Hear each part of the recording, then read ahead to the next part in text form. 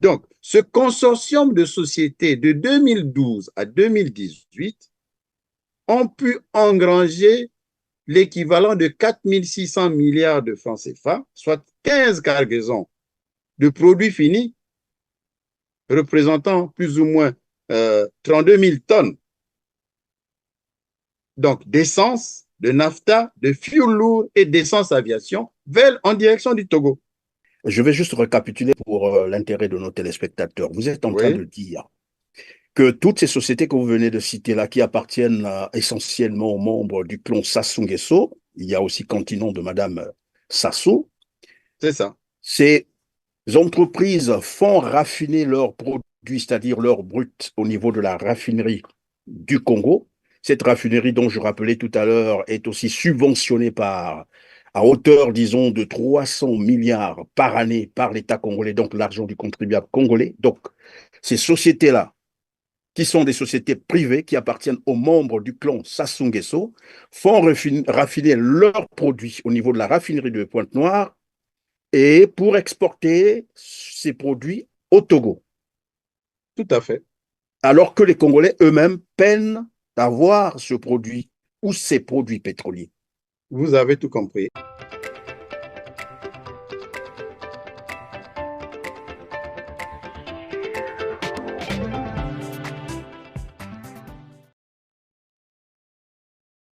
Mesdames, Messieurs, bonjour, ravi de vous retrouver sur Telar TV R7 et bienvenue dans ce tout autre numéro de Droit de Savoir où j'ai le plaisir de recevoir de nouveau Alphonse Maboussou. Bonjour Alphonse. Bonjour Christian et bonne année.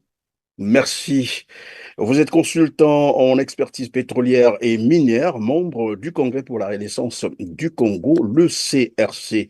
C'est toujours un plaisir de vous avoir sur le plateau de Telar TV R7 et meilleurs vœux de nouvel an 2024 à vous également. À vous également, ainsi qu'à votre famille, à vos téléspectateurs, à vos abonnés. Mesdames, Messieurs, si vous nous rejoignez pour la première fois, je suis Christian Perrin. Je vais donc vous inviter à cliquer sur le petit pouce en l'air juste en bas de cette vidéo et à partager massivement cette émission pour nous aider à atteindre un plus grand nombre de téléspectateurs. Alphonse Mabousso, vous le savez qu'à la demande du Fonds monétaire international, le FMI, la République du Congo, pourtant producteur du pétrole, a été enjoint d'augmenter le prix du carburant à la pompe à 65% de son prix initial. C'est énorme, avec tout l'impact négatif que cela a sur le social des Congolais. Ainsi, une première augmentation de 5% a eu lieu en janvier 2023, suivie de la deuxième, cette fois-là à 25%. C'était en juillet de la même année. La finalité, comme je l'ai dit d'entrée de jeu, c'est d'atteindre une augmentation de 65% du prix du carburant à la pompe. Ma toute première question, c'est de savoir, est-ce que vraiment le gouvernement congolais était-il obligé de repartir vers le Fonds monétaire international pour quémander l'aide financière avec tout l'argent qu'engrange le Congo, Brazzaville, avec son pétrole, son bois, les minerais et toutes les autres richesses? Où va finalement l'argent du Congo-Brazzaville? Mais avant de répondre à cette question, je vais vous inviter à suivre ceci.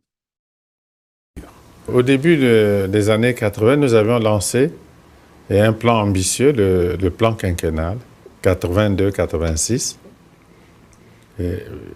On l'avait commencé par des infrastructures de base, comme maintenant d'ailleurs. Et cela n'a pas fondamentalement changé.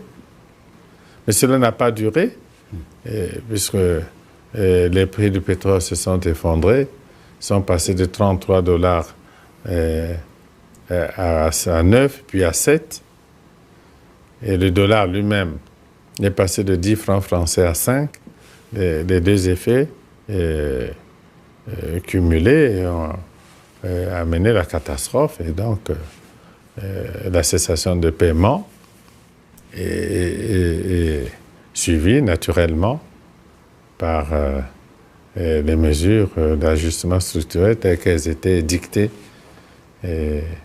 par le Fonds monétaire de la Banque mondiale et qui n'ont pas donné de bons résultats. Je ne connais pas de pays et qui ait obtenu de bons résultats à travers l'ajustement structurel.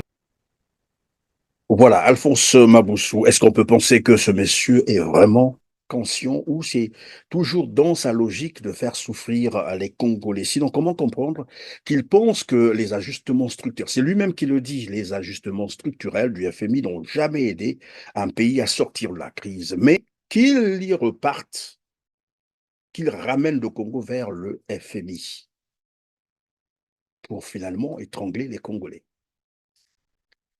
Où va l'argent du pétrole du Congo? Merci, Christian, pour votre question.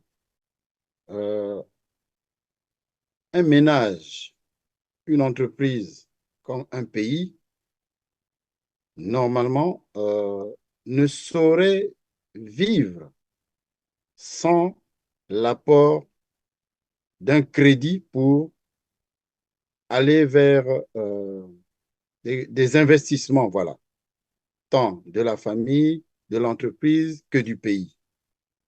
Voilà pourquoi il y a une règle de 3 fois 3 qui dit que 30% des revenus d'un ménage, d'une entreprise ou d'un État devraient aller dans ce qu'on appelle les charges incompressibles. 30% devraient aller dans ce qu'on appelle euh, la thésaurisation, c'est-à-dire mettre un peu de l'argent de côté pour demain, et 30% pour l'investissement. Or, il se passe que les 30% d'investissement peuvent être confortés par ce qu'on appelle un crédit. Voilà pourquoi, en règle bancaire, il est dit que l'on ne peut rembourser au-delà de 33,33% de ce que l'on dispose. Ça sous-entend que ce qu'ils appellent la quotité cessible est donc ce matelas qui permet à un ménage, à une entreprise ou à un État d'aller s'endetter pour effectivement faire face aux besoins d'investissement du pays.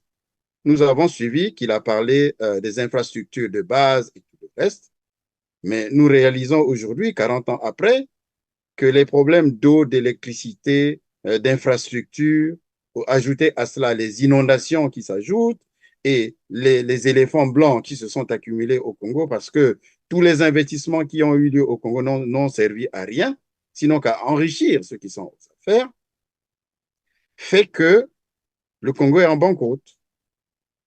Simplement parce que le Congo n'a pas respecté les fondamentaux, c'est-à-dire la loi des 3 fois 30. Il a largement dépassé sa quotité cessible pour faire face à ses besoins. Le prix du baril ayant subi une augmentation exponentielle, le Congo n'a pas pu profiter pour se lancer, pour effectivement développer le pays. Au contraire, il a permis d'enrichir des gens qui n'avaient pas l'éthique de gérer un État. Et c'est face à cela que nous nous trouvons aujourd'hui. Alors, je reviens donc à ma première question que je vous posais avant cet extrait de vidéo. Où va, selon vous, bien entendu, l'argent du pétrole, du bois et des minerais congolais? Et même du port, parce que finalement, le port d'eau profonde, le port de Pointe-Noire est une source, mais vraiment d'argent. Il y a aussi les terres, il y a les ressources humaines, il y a tout, c'est un tout cohérent. C'est-à-dire que euh, l'argent du Congo se trouve emmagasiné dans les banques étrangères, c'est-à-dire les paradis fiscaux, les bas de laine, les églises et les cimetières. Voilà, par les dignitaires, notamment Sassou Nguesso, Tsati Mabiala, Claude-Alphonse Silou, Isidore Mbouba, tout le clan de la famille. qui ont dilapidé le Congo jusqu'à la lie. Et le Congo se retrouve en difficulté. Les Congolais n'arrivent plus à se reconnaître. Le Congolais a perdu toute sa valeur à cause de ce gouvernement qui l'a Et vous poussé, disiez, qui a poussé le pays à la banqueroute. et vous disiez dernièrement que finalement, plus de 133 000 milliards de francs CFA ont été planqués dans les paradis fiscaux par ce régime depuis, bien sûr, le retour de Denis Sassou Nguesso au pouvoir par les armes. C'est ça. Est-ce qu'on peut nous rappeler cette séquence? Effectivement, 133 000 milliards semble même être peu au regard de tout ce que nous sommes en train de rattraper au fur et à mesure de nos recherches. Mais arrêtons-nous dans un premier temps sur les 133 000 milliards parce que rien n'est le fait du hasard, je vous l'ai dit. Nous avons poussé nos investigations dans le bois, dans le pétrole, dans les mines, au niveau de la fonction publique, dans les marchés de l'État. Nous nous sommes rendus compte que le pays est siphonné par une caste de mafieux au détriment de toute une population qui est là. Malheureusement, ils sont rattrapés par la nature. C'est-à-dire, Parce que même comment dirais-je, le climat est défavorable aujourd'hui à ce pouvoir. Le climat qui devient comme le gendarme qui aurait permis, hein, alors que les Congolais, là où ils se trouvent, ceux qui sont à la fonction publique, qui occupent un poste quelconque, ce sont ceux-là qui auraient pu permettre à l'État de fonctionner ou de contrôler l'action de l'État. Le Parlement et tout le reste, le gouvernement et tout le reste. Mais malheureusement, aujourd'hui, les inondations viennent montrer au pouvoir du Congo que rien n'a été fait au Congo, que tout est à refaire. oui, mais comme vous le dites d'ailleurs, avant même les inondations, le réseau routier, par exemple, nous avons vu à Pointe-Noire comment il est totalement délabré. À Brazzaville, c'est pareil. Vous l'avez relevé d'entrée de jeu, pas d'eau potable, pas d'électricité. Les Congolais ont passé les fêtes dans le noir, sans eau potable, bien entendu. Et c'est là des phénomènes, j'allais dire, des situations qui datent depuis des décennies. Ça n'a pas commencé hier. Et voilà que vous parlez des inondations qui aussi ont toujours, en fait, c'est le constat qu'on a fait depuis des décennies, à chaque pluie, les deux grandes villes sont inondées. Et cette fois-ci, c'est pratiquement tout le pays qui était inondé. Alors, Alphonse Maboussou, on va passer à un autre volet, et c'est celui qui constitue d'ailleurs le principal de cette émission. Alors qu'on demande aux Congolais de se mettre un nœud au cou, je l'ai dit tout à l'heure, avec les augmentations suicidaires du prix du carburant à la pompe, un peuple, comme vous le savez, déjà meurtri, nous l'avons aussi rappelé tout à l'heure, de misère. Au Gabon voisin, le gouvernement avait plutôt instruit, dans une circulaire du 29 décembre 2023, les opérateurs du secteur des hydrocarbures à la baisse des prix des produits pétroliers à partir du mois en cours, donc janvier 2024. Qu'est-ce qui peut expliquer, selon vous, finalement, cette différence d'ajustement des prix du carburant entre, par exemple, le Congo et le Gabon? C'est vrai que comparaison n'est pas raison, mais on va chercher à comprendre qu'est-ce qui se passe concrètement.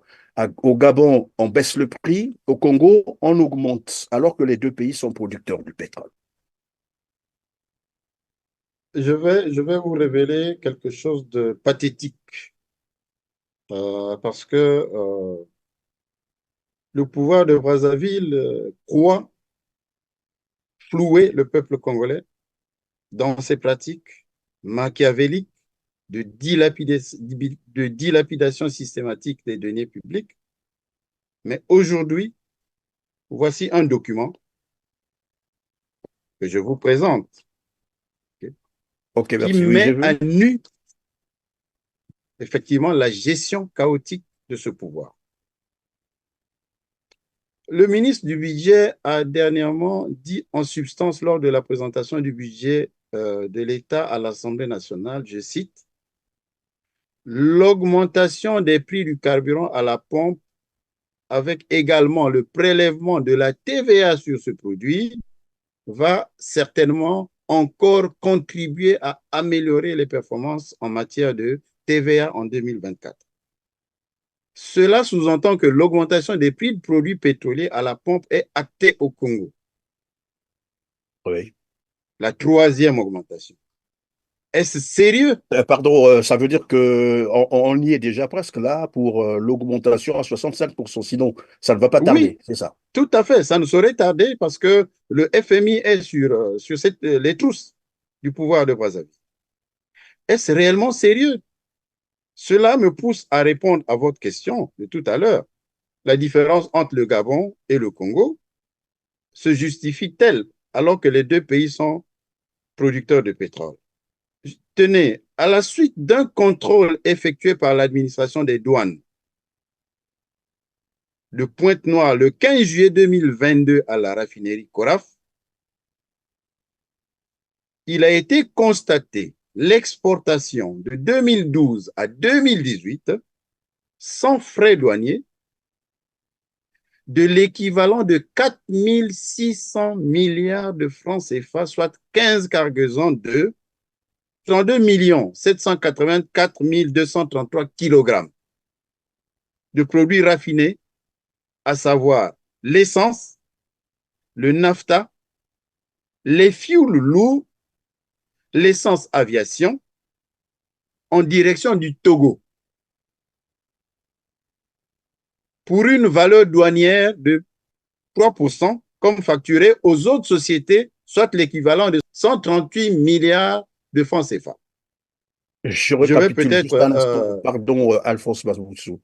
oui. Des produits pétroliers raffinés au Congo avec les subventions de l'État congolais, c'est-à-dire l'argent du contribuable congolais, généralement, parce qu'on nous parle de 300 milliards de francs CFA chaque année que l'État congolais octroie, c'est-à-dire finance ou subventionne la CORAF pour raffiner ces produits. Et ces produits sont finalement exportés vers le Togo. Tout à fait. Tout à fait. Vous avez tout compris. Et en plus, il ne s'agit pas que du raffinage des 6 millions de barils que la SNPC met à la disposition de la CORAF pour les besoins locaux. Il s'agit aussi des quantités de brut appartenant aux sociétés nébuleuses que le pouvoir en place a créées, notamment AOGC, Petro-Congo, Ifuret, Petroleum, Hemla, Wingwa, j'en oublie d'autres. Donc, ces sociétés réunies, qui sont en fait l'appartenance de celui qui a pris le Congo en otage, parce que c'est lui qui gère et qui tire sur les ficelles. Et vous allez le comprendre tout à l'heure. Une partie des parts de brut, parce que toutes ces sociétés-là émargent au niveau des blocs pétroliers sur le bassin sédimentaire. Donc, les parts que revient à chacune de ces sociétés se retrouvent en partie donc raffinées à la raffinerie de Pointe-Noire, merci de la tautologie, et une autre partie qui est vendue en fait sous forme de brut. N'oubliez pas que entre les plateformes et le terminal de Ngeno, il y a un pipeline qui permet donc d'acheminer les bruts des puits vers le terminal. Et entre le terminal de Ngeno et comment ça s'appelle, la raffinerie de Pointe-Noire, il y a aussi un pipeline qui permet donc d'acheminer le brut du terminal de Ngeno vers la raffinerie. Ce qui fait que moi, j'ai ma part, je voudrais qu'elle soit raffinée. Je dis à Total, qui gère le terminal de Ngeno, aujourd'hui ils le font collégialement, de prendre dans ma comptabilité la part qui me revient et d'envoyer au terminal à la À la raffinerie. raffinerie. Voilà. Qui va donc raffiner cette part qui me revient. Donc, ce consortium de sociétés de 2012 à 2018 ont pu engranger l'équivalent de 4 600 milliards de francs CFA, soit 15 cargaisons de produits finis, représentant plus ou moins 32 000 tonnes. Donc, d'essence, de nafta, de fuel lourd et d'essence aviation en direction du Togo. Je vais juste récapituler en français facile pour l'intérêt de nos téléspectateurs. Vous êtes en train de dire que toutes ces sociétés que vous venez de citer là, qui appartiennent essentiellement aux membres du clan Sassou Nguesso, il y a aussi Continent de Madame Sassou. C'est ça. Ces entreprises font raffiner leurs produits, c'est-à-dire leurs brut, au niveau de la raffinerie du Congo. Cette raffinerie dont je rappelais tout à l'heure est aussi subventionnée à hauteur, disons, de 300 milliards par année par l'État congolais, donc l'argent du contribuable congolais. Donc, ces sociétés-là, qui sont des sociétés privées qui appartiennent aux membres du clan Sassou Nguesso, font raffiner leurs produits au niveau de la raffinerie de Pointe-Noire et pour exporter ces produits au Togo. Tout à fait. Alors que les Congolais eux-mêmes peinent à avoir ce produit ou ces produits pétroliers. Vous avez tout compris. Et normalement, il y a une taxe d'exportation qui existe au niveau douanier de 3%, permettant à Total, à Eni, à tout le reste, de pouvoir s'acquitter avant, comment dirais-je, exportation de leurs produits, que ce soit le brut ou les produits finis. Il y a 3%. Donc, normalement, des 4 600 milliards, ce consortium de sociétés aurait dû payer aux douanes l'équivalent de 138 milliards de francs CFA. Malheureusement, l'administration des douanes a donc procédé à la liquidation d'office, dont le taux à recouvrer retenu par la tutelle était de 0,5%, soit l'équivalent de 23 milliards, montant réduit sine die, c'est-à-dire de manière systématique à 3 milliards. Voici la note du ministre du Budget, M. Ngatse, en date du 8 août 2021, 8 qui août 2021. Qui en fait foi. Je pourrais vous en faire lecture. Je vous en prie. Allez-y. Voilà. Donc, le numéro 4002, je crois, ou que je ne sais pas, trop visible, Brazzaville, le 8 juin 2021, à monsieur le directeur général des douanes et droits indirects, Brazzaville, objet abandon du redressement de la Congolaise de raffinage. Monsieur le directeur général, la Congolaise de raffinage est confrontée à des difficultés financières qui ont des conséquences sur l'accomplissement par l'État des actions annuelles de performance et politiques publiques avec la Banque mondiale. À cet effet, j'ai l'avantage de vous demander de dégrever de 20 milliards les sommes qui lui sont réclamées en paiement de la redevance informatique sur l'importation de produits pétroliers pour la période allant de 2012 à 2018 pour un reste à payer de francs CFA 3 milliards. Veuillez croire, monsieur le directeur général, en l'expression de mes salutations distinguées, signé Ludovic Ngatse. Voilà comment le Congo est géré. En d'autres termes, est-ce qu'on peut nous expliquer cette lettre? En d'autres termes, d'abord, pour les 4 600 milliards de produits vendus ou exportés vers le Togo, les sociétés concernées devaient donc payer 138 milliards de francs CFA de douane, de frais de douane, soit 3%, l'équivalent de 3%. Donc, qui devait aller au trésor public. Au trésor public. Les douaniers devaient recevoir leur per diem parce que ça rentre dans ce qu'on appelle les contentieux et tout le reste. Vous comprenez? Parce qu'ils ont fait une descente. Depuis toujours, ces gens-là n'avaient jamais payé. Donc, de 2012 à 2018. Une note avait été prise réduisant donc le taux de ces frais d'exportation de 3 à 0,5%. Ce qui équivaut donc à 23 milliards que ces sociétés devraient payer aux douanes. Vous verrez dans la déclaration, la déclaration faite par les douaniers donc, à la raffinerie, que les 23 milliards sont sortis, puisque ça a été payé comptant. Au Congo, on manipule l'argent. L'argent est sorti, payé comptant, mais c'est jamais arrivé à bon port. Maintenant, lorsque les douaniers font la descente donc sur le terrain, le ministre prend rapidement une note pour dire « Ah, attention, la raffinerie est en difficulté. Nous sommes en programme avec le FMI. Nous sommes en mesure de ne payer que 3 milliards. » Malheureusement, même les 3 milliards n'avaient jamais été payés aux douanes. Ça veut dire que les pauvres douaniers n'ont pas reçu leur tel à la fin.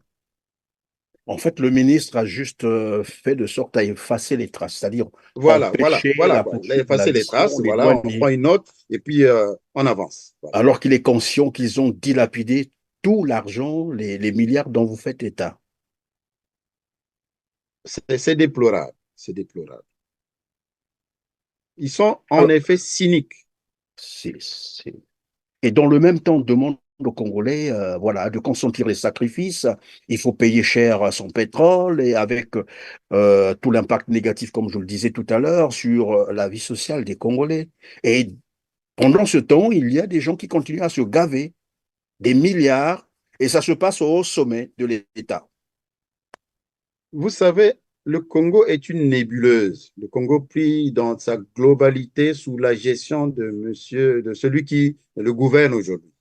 C'est une nébuleuse très opaque qui se gère avec la famille et les amis étrangers pour dissimuler la magouille qui s'y perpétue. Et Tenez, faire souffrir les Congolais. et oui, et faire souffrir les Congolais. Le directeur de l'usine de la raffinerie s'appelle Patrice Kofi Yao.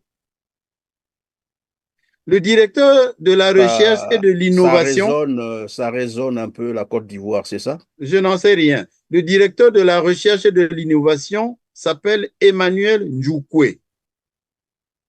Le responsable de l'informatique s'appelle Valérie avec Y, Kamdem. Dites-moi, serait-ce des Congolais? J'aimerais comprendre. Alors, c'est une stratégie pour essayer un peu de dissimuler toute la magouille, faire de sorte que les Congolais ne se rendent pas compte de ce réseau mafieux. Voilà pourquoi ils ont placé des étrangers à la tête de ces structures. C'est ce que moi, Effectivement, je semble vous avez tout comprendre. C'est compris. un avis. Après, c'est discutable. Effectivement, c'est de ça qu'il s'agit. Voilà.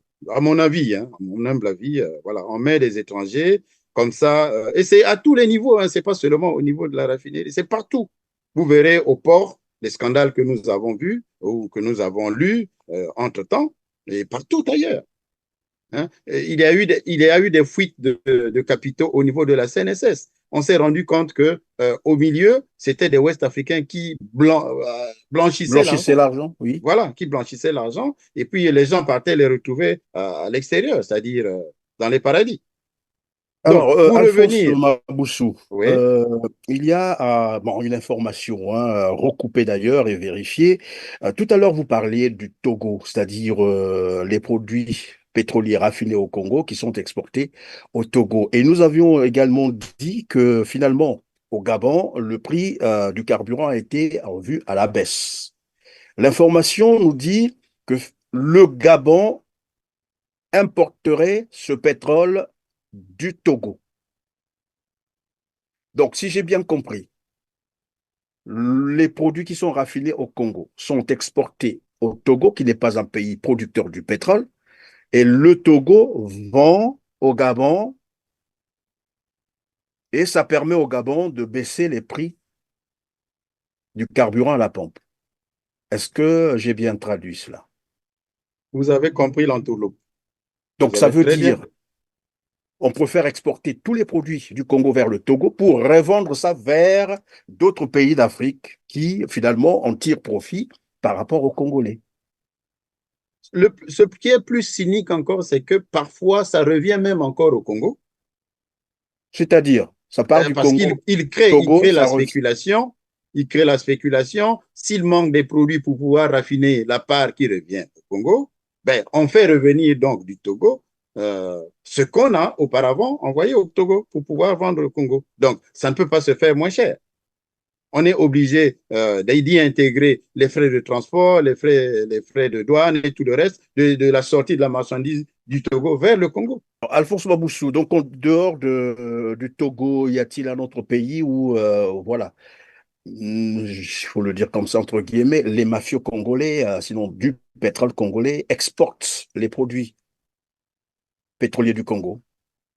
À ce jour, oui, à ce jour, c'est de la RDC dont il s'agit. Voilà, parce que avec Orion Oil, euh, il avait été mis en évidence l'exportation de 21 millions de tonnes de produits finis vers ce pays, donc vers la RDC. 21 millions de tonnes, 21 millions de tonnes. 21 millions de tonnes, oui, soit un 21 équivalent millions, de 21 millions de tonnes, oui, de produits finis du Congo vers la RDC. Voilà. L'équivalent du raffinage effectivement, comment on appelle, de 12, entre 11 et 13 millions de barils de part qui revient. finalement, le pétrole du Congo ne profite qu'aux autres, pas aux Congolais eux-mêmes. C'est curieux. C'est vraiment Regardez l'état de curieux. la nation. Regardez l'état de la nation. Le meilleur comptable ou le meilleur fiscaliste aujourd'hui, c'est la nature qui est en train de montrer au pouvoir de Brazzaville que le pays n'est pas géré. Parce que le pays est en lambeaux. Le Congo, c'est un chantier. Il faut tout raser et reconstruire. Il est même question de déplacer des villes entières, des villages comme les Mosaka et tout le reste où il y a vraiment des inondations. Mais la nature reprend sa force. Or, euh, la ville d'Hambourg, une partie de la ville d'Hambourg se trouve dans l'eau. La Hollande se trouve dans l'eau. Donc, des solutions peuvent être trouvées pour répondre aux besoins des villes comme Mosaka et autres. Oui, parce que le Congo a l'argent qu'il faut, Oui, parce que le naturellement. Congo a l'argent, mais sauf que l'argent est mal utilisé. On nous dit le pouvoir profite aux Non, nordistes. l'argent est Quels volé. sont La ces vérité, c'est nordistes qui ça. profitent de ce pouvoir de Brazzaville? L'argent est volé, pas mal L'argent est utilisé. volé. Et ce n'est pas Oui, volé par les nordistes, c'est volé par Sassou Nguesso, son clan, ses amis. c'est bien Et les dommage. nordistes, et les sudistes, et les centristes, et tout ce monde-là subit la souffrance de ce pouvoir moribond. Vous avez vu, M. Faure Gnassigvé a fait le déplacement d'Oyo dernièrement. Ça remonte à un mois, quelque chose comme ça.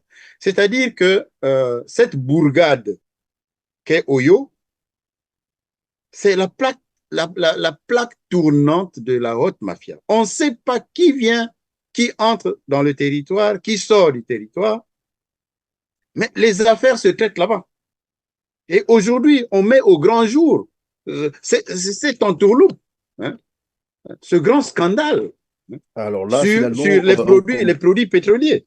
oui, là, on Alors que commence à comprendre. Le Congo n'a pas à justifier l'augmentation du prix du baril comme tel, le prix du pétrole à la pompe, des produits finis à la pompe. Il y a pas de raison que cela Pas de raison, soit plausible. évidemment.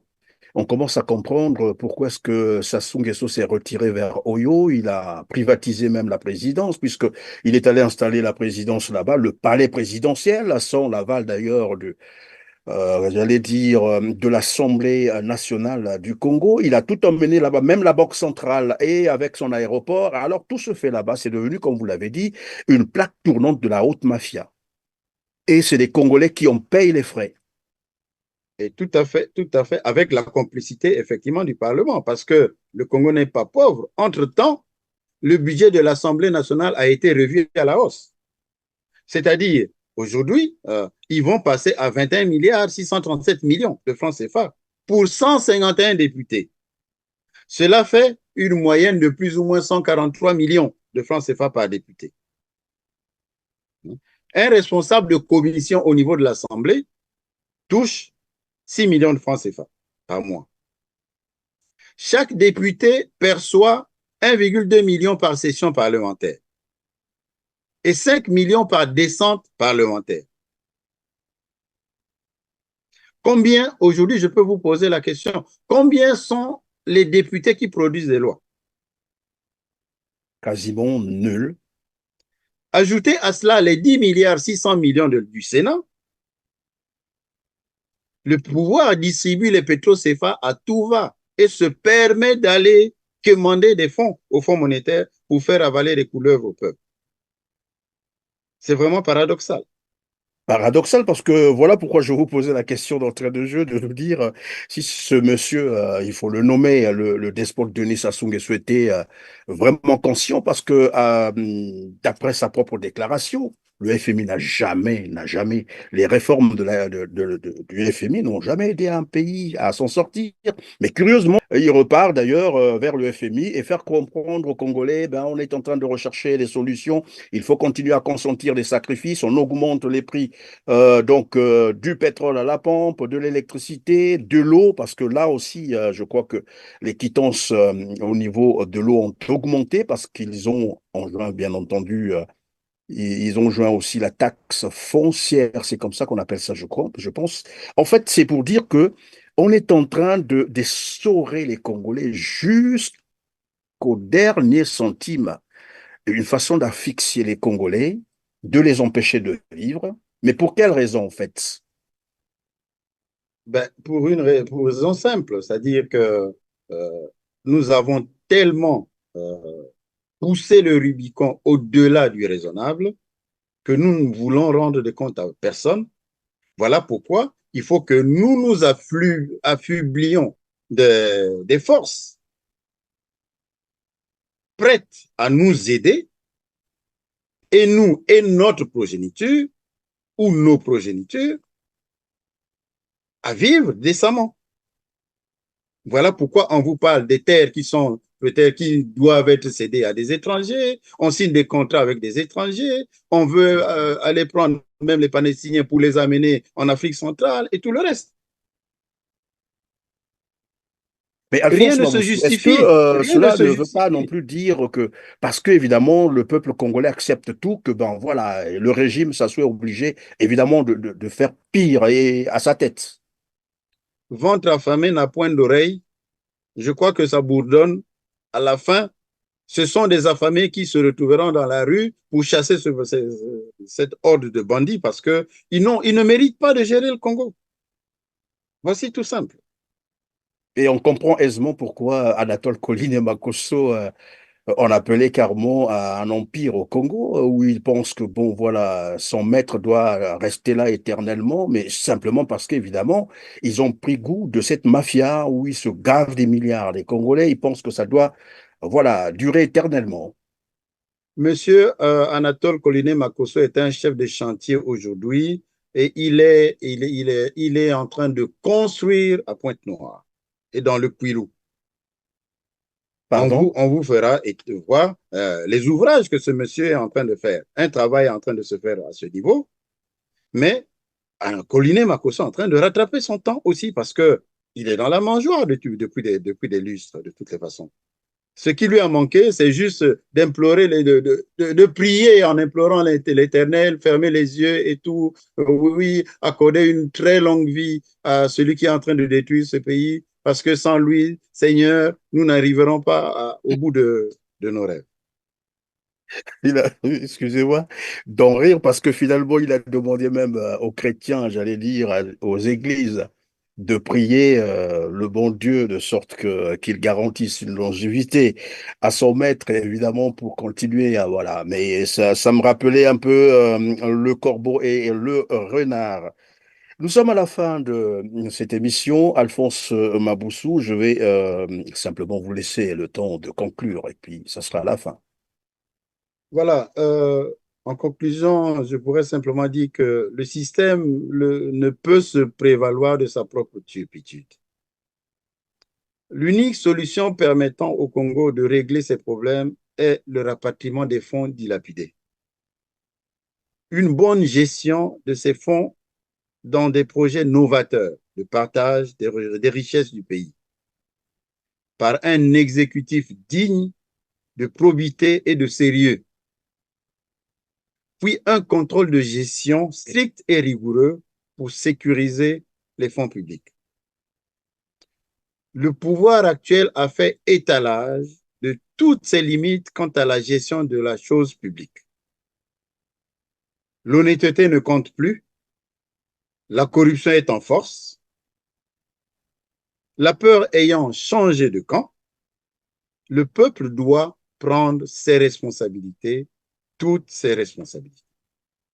Et donc, au peuple congolais de décider, comme on a dit, de prendre ses responsabilités, j'allais dire, la balle est dans le camp des Congolais. En tout cas, merci Alphonse Maboussou d'avoir été avec nous, d'avoir répondu à nos questions. Et comme d'habitude, hein, je l'ai toujours dit, des fois, nous reviendrons vers vous pour les questions, bien sûr, concernant l'énergie au Congo-Brazzaville. En tout cas, grand merci d'avoir été disponible. C'est moi qui vous remercie. Encore une fois, bonne année. Merci Alphonse Maboussou. Mesdames, Messieurs, c'est la fin de cette émission. Merci de nous avoir encore fait confiance, comme d'habitude. En tout cas, je ne cesserai de vous le rappeler. Ce sont là des gestes, mais beaucoup importants pour nous, des gestes nécessaires pour améliorer notre référencement. C'est de cliquer sur le petit pouce en l'air juste en bas de cette vidéo après avoir partagé au maximum cette émission pour nous aider à atteindre un plus grand nombre de téléspectateurs. Dites-nous également en commentaire ce que vous pensez de cette émission. Sur ce, on se dit au revoir et à très bientôt. Merci.